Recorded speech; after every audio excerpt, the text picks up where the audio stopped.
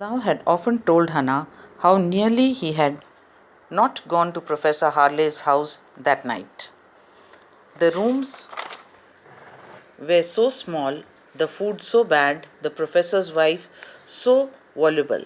So, Sadao often told Hannah that on that night he nearly did not go to Professor's house.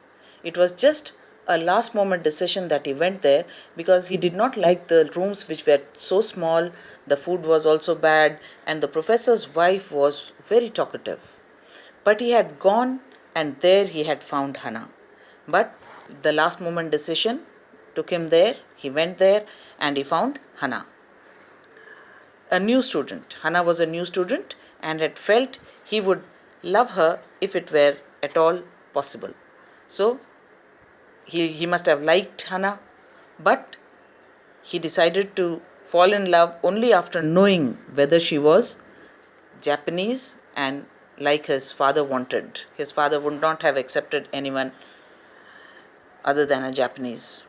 Now he felt her hand on his arm and was aware of the pleasure it gave him. He was very happy married to her, even though they had been married years enough to have two children.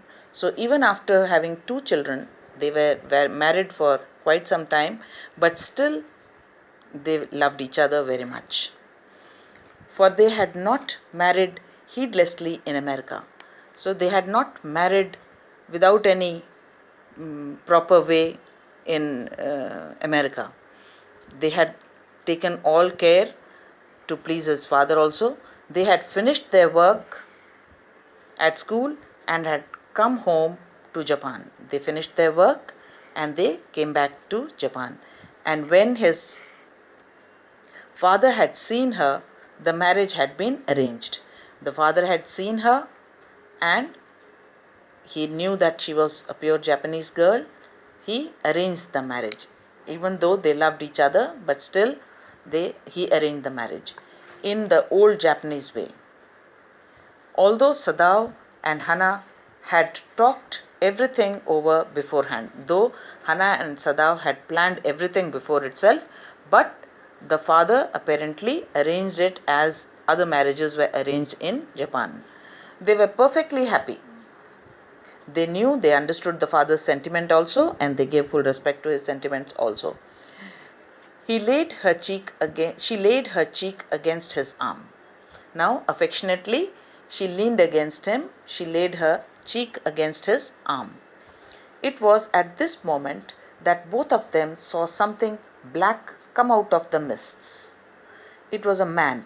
So, both of them, they were looking towards the sea where mist was gathering, and they saw something black come out of the sea. In the mist, they could see something black. It was a man. He was flung up out of the ocean. He was thrown up out of the ocean, flung, it seemed, to his feet by a breaker, by a wave. It seemed as if he had been thrown up by a wave.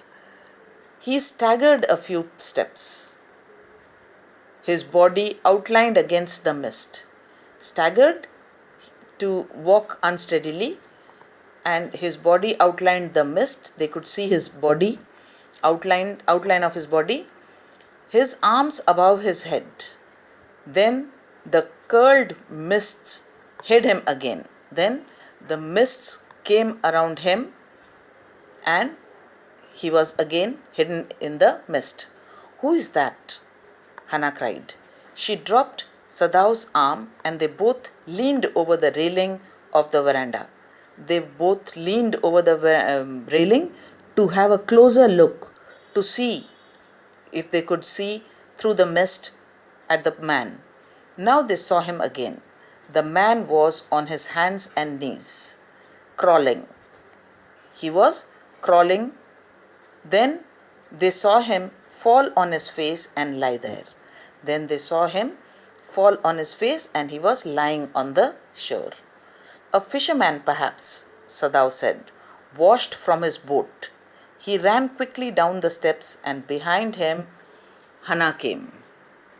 Now, Sadao thought it was probably a fisherman who has been swept away by the waves, and he ran to get a closer view of him.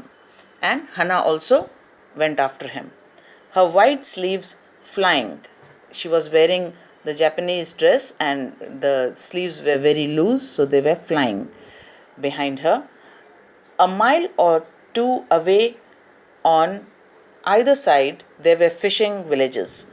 Now, a mile or two away from the house, from Sadao's house, there were fishing villages. So many fishermen lived there.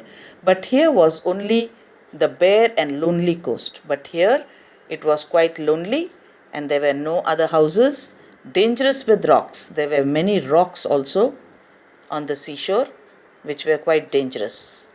The surf beyond the beach was spiked with rocks. The surf, that is the water that used to come on the beach, on the shallow side there were many rocks, pointed, spiked rocks, sharp pointed rocks. Somehow the man had managed to come through them. Somehow the man had escaped those spikes. These spikes could have killed him, hurt him very badly, but he managed to come through them. He must be badly torn. He must be badly torn. He must be badly wounded.